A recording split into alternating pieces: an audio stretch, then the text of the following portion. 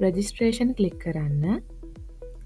ඉන් පසුව අදාළ සාමාජිකයාගේ ID number එක නිවැරදිව ඇතුළත් කරන්න.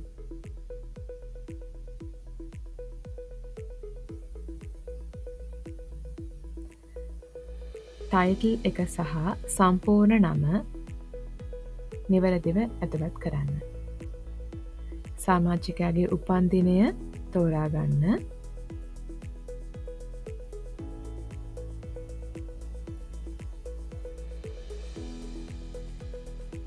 ස්ත්‍රී පුරුෂ භාවය තෝරන්න. විවාහක අවිවාහක බව තෝරා ගන්න. සාමාජිකයාගේ ජංගම දුරකථන අංකය හෝ ස්ථාවර දුරකථන අංකයක් ඇතුළත් කරන්න.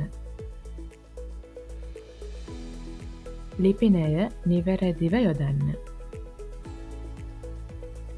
පසුව නෙක්ස්ට් බට්නය ක්ලික් කරන්න.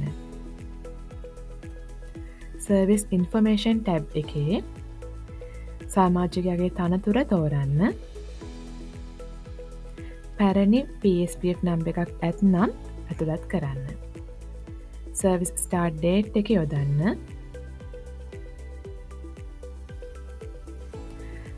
සාමාජිකයාගේ පළමු දායකත්වය දැක්වූ වර්ෂය සහ මාසය නිවැරදිව යොදන්න. නැවත නෙක්ස්ට් මත ක්ලික් කරන්න.